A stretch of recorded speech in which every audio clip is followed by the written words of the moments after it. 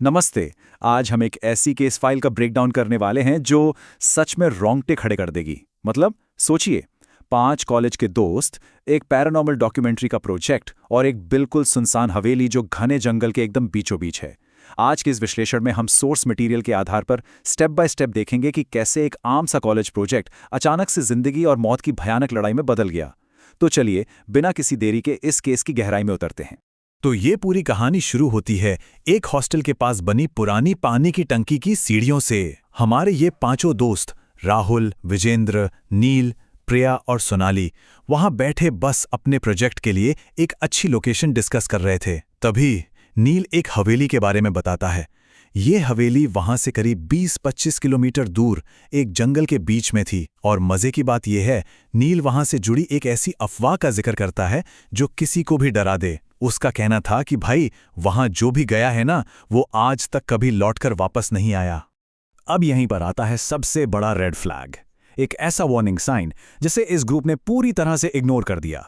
Source के मुताबिक नील ने खुद पिछले ही साल अखबार में पढ़ा था कि 2 लोग उस हवेली में गए थे और बस उस दिन के बाद से उनका कोई अता पता नहीं, लिटरली कोई सुराग नहीं।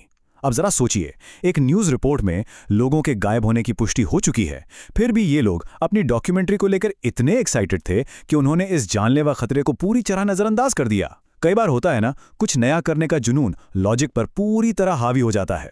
खैर, सफर शुरू होता है अगले दिन ठीक शाम 4 बजे। ये लोग एक किराए की गाड़ी लेते हैं, कैमरे और लाइट्स का सारा तामझाम पैक करते हैं और निकल पड़ते हैं। सब कुछ बढ़िया चल रहा था, रास्ते में खाना वाना भी खाया गया। लेकिन कहानी में असली ट्विस्ट आता है शाम 6:30 बजे के करीब। नील अपना गूगल मैप्स देख रहा था और उसी के इशारे पर विजेंद्र गाड़ी को हाईवे से हटाकर एक लेफ्ट टर्न लेता है। बस यहीं से वो एक एकदम कच्चे और ऊबड़ खाबड़ रास्ते पर आ जाते हैं। ये देखना बड़ा दिलचस्प है कि कैसे एक नॉर्मल सी रोड ट्रिप धीरे धीरे एक बेहद खौफनाक सफर में तब्दील हो रही थी। अब ये कच्ची सड़क इतनी ज्यादा खराब थी कि गाड़ी पूरी तरह हिल रही थी, सबका बैलेंस बिगड़ रहा था। ऐसे माहौल में थोड़ी सी टेंशन कम करने के लिए प्रिया मजाक में कहती है, भूतों का तो पता नहीं, पर ये गड्ढे हमें जरूर मार देंगे। सच में ये लाइन एकदम परफेक्ट एग्जाम्पल है कि उस वक्त वो लोग किस माइंडसेट में थे। उन्हें आने वाले खतरे का बिल्कुल कोई अंदाजा नहीं था, बस एक तरह का अजीब सा ओवर कॉन्फिडेंस था। इस जोक से उस पल तो शायद हंसी आ गई हो, लेकिन ये इस बात का भी सबसे बड़ा सबूत है कि वो लोग असल खतरे से कितने बेखबर थे। शाम 7 बज चुके थे। सर्दियों के दिन होने की वजह से वहां अभी से रात के 12 बजे जैसा सन्नाटा और घोप अंधेरा छा गया का। और हवेली पहुंचते ही इनका स्वागत कुछ बेहद खौफनाक चीजों ने किया।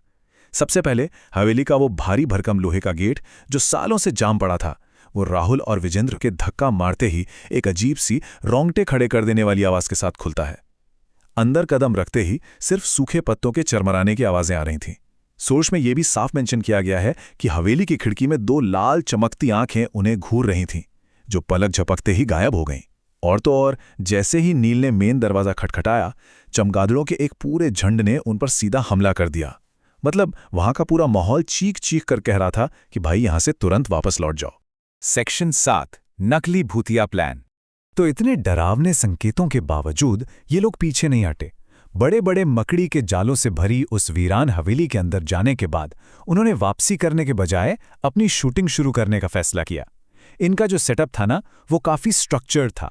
स्टेप 1, नील और विजेंद्र खाने और बाकी सामान का बैग पकड़कर आगे आगे चलेंगे। स्टेप 2, राहुल अपना कैमरा हैंडल करेगा और प्रिया माइक लेकर हवेली के बारे में कमेंट्री करेगी।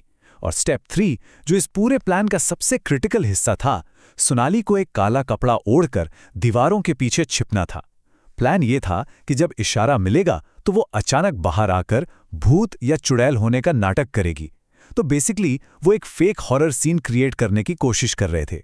लेकिन जरा विडंबना तो देखिए, वो अंदर एक नकली डर बनाने की तैयारी कर रहे थे, जबकि असली खौफ बाहर उनका बेसब्री से इंतजार कर रहा था।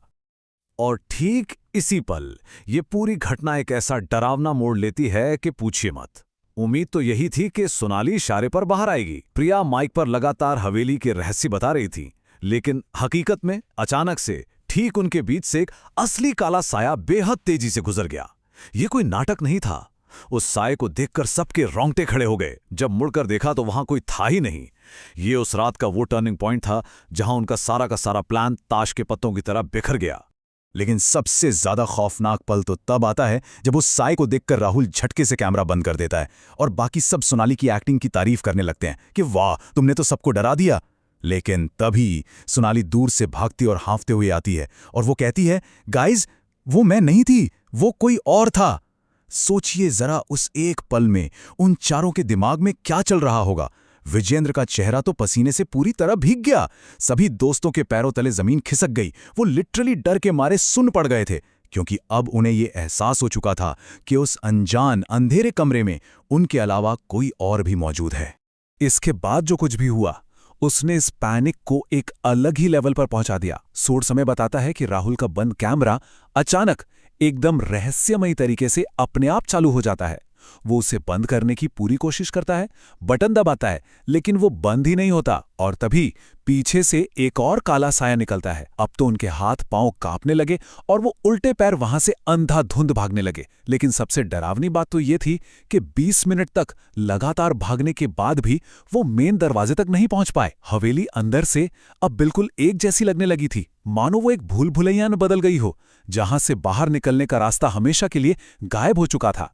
और इसी के साथ हम अपने आज के इस विश्लेषण के बिल्कुल अंत पर आते हैं। नील हांफते हुए चिल्लाता है कि यार, हम 20 मिनट से भाग रहे हैं पर दरवाजा क्यों नहीं आ रहा। और तभी उनके कानों में एक बेहद भयानक सी हंसी गूंज उठती है। सभी डर के मारे किसी पत्थर की मूर्ति की तरह वहीं जम जाते हैं। टॉर्च की कांपती हुई लाइट में उस काले और घने अंधेरे के अलावा और कुछ नहीं दिखता। तो एक बहुत बड़ा सवाल सोचने पर मजबूर कर देता है। क्या कोई इस हवेली से बाहर निकल पाएगा? क्या वो पैरानॉर्मल डॉक्यूमेंट्री बनाने का उनका जुनून उन पर भारी पड़ेगा? इस पूरे केस फाइल में हमने साफ देखा कि कैसे छोटी छोटी वार्निंग्स को नजरअंदाज करना कितना जानलेवा साबित हो सकता है। आज के इस ब्रेकडाउन में हमारे साथ जुड़ने के लिए बहुत बहुत शुक्रिया। ऐसे ही चीजों को गहराई से समझते रहिए।